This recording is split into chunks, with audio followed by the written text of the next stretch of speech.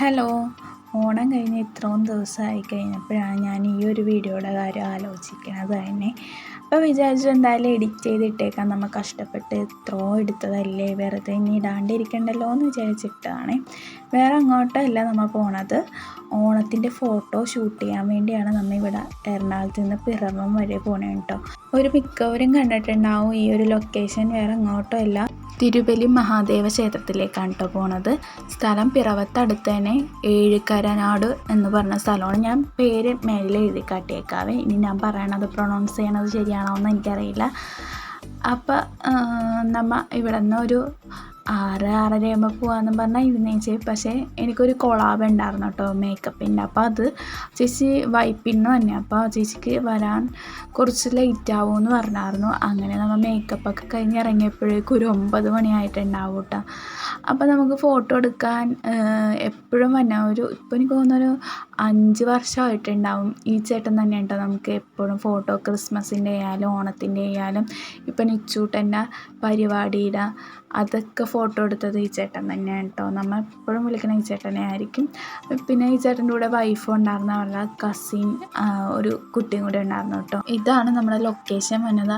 അധികം സാധനങ്ങളോ കാര്യങ്ങളോ ഒന്നും നമ്മൾ കൊണ്ടുവന്നിട്ടുണ്ടായിരുന്നു. ഈ ഒരു മാല, പിന്നെ കൈ പിടിക്കണ മറ്റേ കൊട്ടയുണ്ടല്ലോ, പൂവൊക്കെ വെക്കണ കൊട്ട, അതും മാത്രമേ എടുത്തിട്ടുണ്ടായിരുന്നുള്ളൂ. പക്ഷെ അപ്പം തന്നെ ആ ഫോട്ടോയിലൊരു നല്ല അടിപൊളിയാണ്. നമ്മൾ അധികം ഓവറാക്കാണ്ടാണല്ലോ എടുത്തത്, അതുകൊണ്ട് തന്നെ നല്ല ഭംഗിയുണ്ടായിരുന്നു കേട്ടോ ഫോട്ടോ കാണാൻ. ഞാൻ ഫോട്ടോ എല്ലാം പറ്റിയാൽ ഞാൻ ലാസ്റ്റ് കൊടുക്കാവേ. പ്രകൃതി മനോഹരമായൊരു സ്ഥലം തന്നെ കേട്ടോ. ആ അമ്പലം ആയാലും അതെ, തൊട്ട് അമ്പലത്തിൻ്റെ ഓപ്പോസിറ്റായിട്ട് ഇങ്ങനെ പറമ്പാണ്. നമ്മൾ പെട്ടെന്ന് നോക്കുമ്പോൾ വയൽ പോലെ തോന്നുള്ളൂ കേട്ടോ. ഞാൻ ഫസ്റ്റ് അങ്ങനെ വിചാരിച്ചു, പിന്നെ മനസ്സിലായത് പുല്ലാണ് മുളച്ച് നിൽക്കണമെന്നുള്ള കാര്യം. ഞാൻ നോക്കട്ടെ, അതിൻ്റെ വീഡിയോ ഞാൻ എടുത്തിട്ടുണ്ടോയെന്ന് എനിക്കറിയത്തില്ല. പിന്നെ നമ്മൾ എപ്പോൾ ഫോട്ടോ എടുക്കാൻ പോയാലും എൻ്റെ കൂടെ അമ്മ ഉണ്ടാവും. അതിപ്പോൾ ദൂരെ ആണെങ്കിലും അടുത്താണെങ്കിലും അതങ്ങനെ തന്നെ കേട്ടോ. എനിക്ക് അമ്മയില്ലെങ്കിൽ എടുക്കാൻ പറ്റില്ല. ആകെ ഒരു വട്ടം എന്തോ ആണ് അമ്മയില്ലാണ്ട് ഞങ്ങൾ ഫ്രണ്ട്സ് 3 പേരും ചേട്ടനായിട്ട് പോയത്. അത് നമ്മളെ കോട്ടയത്ത് മറ്റേ താമര വിരിഞ്ഞല്ലോ, ആ ഒരു സമയത്ത് നമ്മൾ പോയി എടുത്തായിരുന്നു.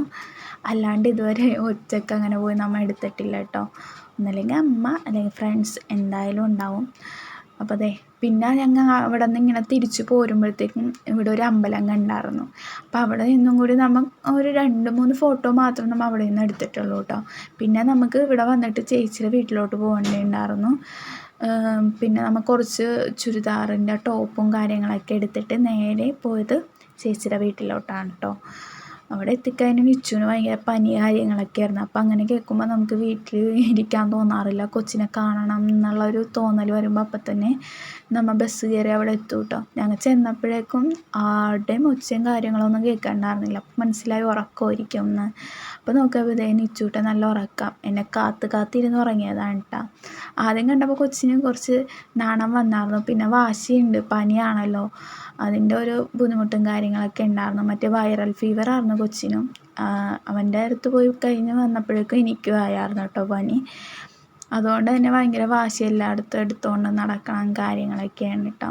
പനി ആയതുകൊണ്ട് തന്നെ നമുക്ക് പുറത്തൊന്നും പോകാൻ പറ്റിയില്ല. പനി അങ്ങനെ വീട്ടിൽ തന്നെ TV ഒക്കെ കണ്ടിരിപ്പായിരുന്നു കേട്ടോ. അപ്പോൾ ഇത് ചെറിയ വീഡിയോ ആണ്. എന്തായാലും ഇഷ്ടപ്പെട്ടാൽ ലൈക്ക് ചെയ്യുക, ഷെയർ ചെയ്യുക, കമൻറ്റ് ചെയ്യുക, അതേപോലെ സബ്സ്ക്രൈബ് ചെയ്ത് സപ്പോർട്ട് ചെയ്യുക. ടാറ്റ ബൈ.